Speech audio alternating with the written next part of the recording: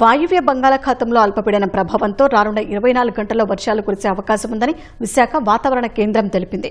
ఉత్తర కోస్తాలో కొన్ని చోట్ల మోస్తరు వర్షాలు కురవచ్చని వెల్లడించింది. కోస్తాంధ్రలో ఈదురుగాలులు వీచే అవకాశం ఉందని మత్స్యకారులు ఒడిశా తీరం వైపు వేటకు వెళ్లవద్దంటున్న విశాఖ వాతావరణ కేంద్రం డైరెక్టర్ పిఎల్ఎన్ మూర్తితో ఈటీవీ ముఖాముఖి. వాయువ్య బంగాళాఖాతంలో అల్పపీడనం కొనసాగుతోంది. ఈ ప్రభావం 1-2 రోజుల పాటు కోస్తాంధ్ర మీద కనిపించే అవకాశం ఉందని విశాఖపట్నం వాతావరణ కేంద్రం డైరెక్టర్ పిఎల్ఎన్ మూర్తి చెప్తున్నారు. ప్రస్తుతం వారు మనతో ఉన్నారు, వారితో మాట్లాడదాం. బంగాళాఖాతంలో ఎలాంటి పరిస్థితులు ఉన్నాయి, దీని ప్రభావం కోస్తాంధ్ర మీద ఎలా ఉంటుంది? బంగాళాఖాతంలో మీరు చూస్తే వాయువ్య బంగాళాఖాతంలో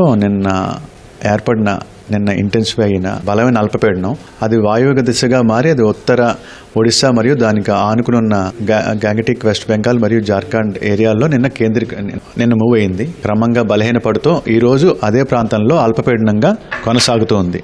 సో మనకి ఏంటంటే దీనివల్ల ఏంటంటే అది మనకి చాలా నార్త్లో ఉంది కాబట్టి మన ప్రాంతాలని పెద్దగా ఎఫెక్టే ఉండదు. మేబీ చెదురుమదురు జల్లులు అక్కడి నుంచి క్లౌడ్ ప్యాచ్ ఏమైనా ఇటుపక్క వస్తే తప్ప, ఇది ఆల్రెడీ మనకి సౌత్ వెస్ట్ మాన్సూన్ కాబట్టి రానున్న 5 డేస్లో కూడా మొదటి 2 రోజులు తేలికపాటి నుంచి మోస్తారు వరకు వర్షాలు కోస్తాంధ్రలో కొన్ని చోట్ల పడే అవకాశం ఉంది. నెక్స్ట్ ఎల్లుండి నుండి నెక్స్ట్ 3 డేస్ కూడా తేలికపాటి నుంచి మోస్తారు వరకు వర్షాలు 1 లేదా 2 చోట్ల పడే అవకాశం ఉంది. దీంతో పాటు మనకి ఉరుములు మరియు మెరుపులతో కూడిన జల్లులు మనకి కోస్తాంధ్రలో ఉత్తర మరియు దక్షిణ కోస్తాలో నెక్స్ట్ 5 డేస్ కూడా ఉండే అవకాశం ఉంది.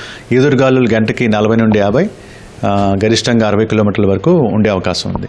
మనకి ఇప్పుడు హీట్ వేవ్, వడగాల్పులు ముఖ్యంగా ప్రిడిక్షన్ లేదు. మనకి ఉత్తర కోస్తా జిల్లాలో 5 జిల్లాలు తప్పితే మిగతా అన్ని జిల్లాలకి కూడా మనం వేడి మరియు తేమతో కూడిన అసౌకర్యమైన వాతావరణం ఉండే అవకాశం ఉంది. ఋతుపవనాలు ప్రభావం అంటే మనకి ఋతుపవనాలు రావడం జరిగింది. సుమారుగా 1 నెల రోజులు గడిచిపోయిన పరిస్థితి ఉంది. అంటే వర్షా పరిస్థితులు ఎలా అనిపించాయి అంటే మనం గడిచినటువంటి గణాంకాలు పరిశీలించినప్పుడు ఇప్పటివరకు పడినటువంటి వర్షాన్ని పరిశీలించినట్టు ఎలా ఉంటుంది?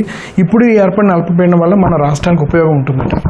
ఇప్పుడు ఆల్రెడీ అల్పపీడనం చాలా నార్త్లో ఏర్పడిందండి. దీనివల్ల మనకి పెద్దగా వర్షపాతంలో ఉత్తర కోస్తాలో తప్పితే మిగతా ప్రాంతంలో ఇది పెద్ద ఎఫెక్ట్ ఏం చూపించలేదు ఈ అల్పపీడనం. కాబట్టి దీనికన్నా ముందు ఏర్పడిన అల్పపీడనం వల్ల మనకి వర్షపాతం బాగానే. మత్స్యకారులకు చూస్తే మనకి ఇక్కడ మ్యాప్ చూస్తే మీరు ఆంధ్రప్రదేశ్ కోస్ట్లో మత్స్యకారులకి ఏమి నెక్స్ట్ 5 డేస్ కూడా హెచ్చరిక ఏం లేదు. మనకి ఇప్పుడు చూస్తే మనకి ఒడిశా తీరంలో మనకి ఈ గ్రే కలర్ ఉంది, అంటే అది మత్స్యకారులకి హెచ్చరిక, ఆ ప్రాంతంకి వెళ్ళొద్దని. ముఖ్యంగా మన మత్స్యకారులు ఒడిశా వైపు వెళ్తారు కాబట్టి సో మనకి ఒడిశా వైపు వెళ్ళకూడదని హెచ్చరిక. ముఖ్యంగా మత్స్యకారులు ఒడిశా వైపు ప్రయాణం చేయొద్దని విశాఖపట్నం వాతావరణ కేంద్రం హెచ్చరిక జారీ చేస్తోంది. ఎందుకంటే అక్కడ అల్పపీడనం కొనసాగుతోంది, ఆ ప్రభావం అక్కడ ఉన్నటువంటి తీర ప్రాంతం మీద ఉంటుంది కనుక మత్స్యకారులు ఈ సూచనని గ్రహించాలని స్పష్టం చేస్తోంది. కెమెరా పర్సన్ సురేష్తో ఆదిత్య పవన్, విశాఖపట్నం.